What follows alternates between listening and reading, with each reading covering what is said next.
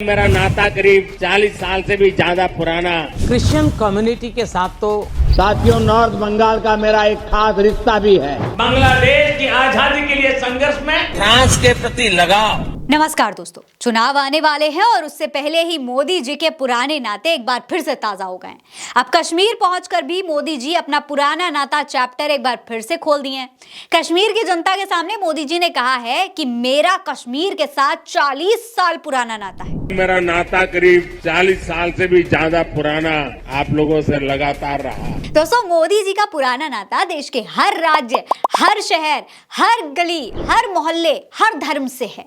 NCC, Bengal स्वतंत्रता, चाय, मगरमच्छ और अगर मच्छर और मक्खी के पास भी वोट डालने का अधिकार होता तो उससे भी मोदी जी अपना पुराना नाता बता ही देते।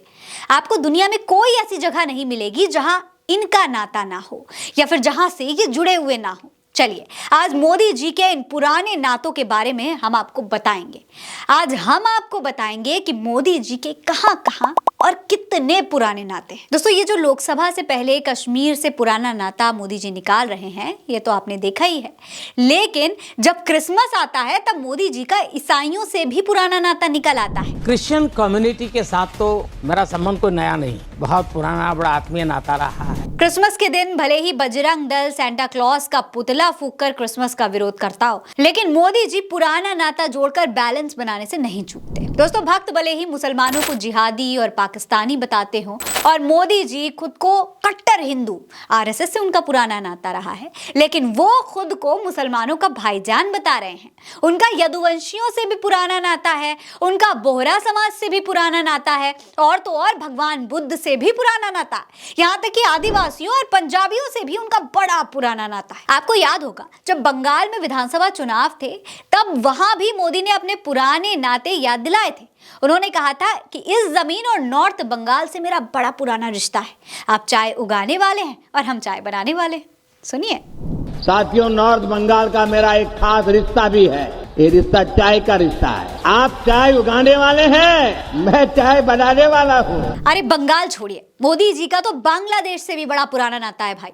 मोदी जी ने बांग्लादेश की आजादी के लिए सत्याग्रह किया था, जेल गए थे। बांग्लादेश की आजादी के लिए संघर्ष में, उस संघर्ष में शामिल होना मेरे जीवन के भी पहले आंदोलनों में से एक था। बांग्लादेश की आजादी के समर्थन में और जेल जाने का अवसर भी आया था। लेकिन यहाँ एक छोटा सा कंफ्यूजन है, क्योंकि बांग्लादेश की आजादी में तो भारत सरकार बांग्लादेश के साथ ही थी, युद्ध तो पाकिस्तान से हो रहा था, तो फिर मोदी जी को जेल भेजा किसने? खैर, जुमलों का कोई जवाब नहीं होता, इसलिए उम्मीद भी नहीं की जानी चाहिए।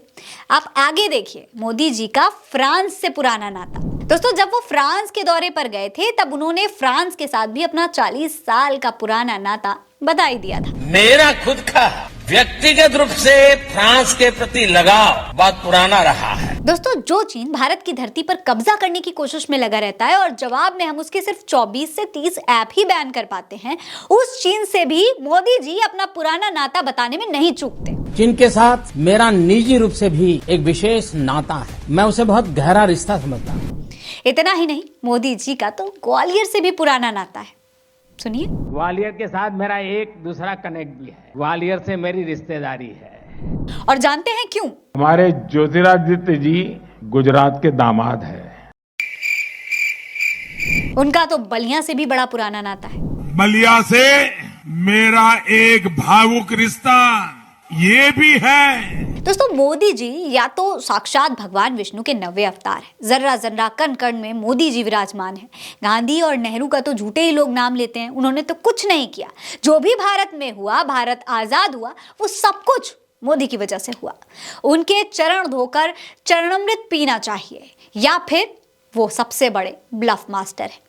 अब उनके कौन से नाते कितने सच्चे हैं और कितने झूठे, वो तो खुद मोदी जी भी नहीं जानते।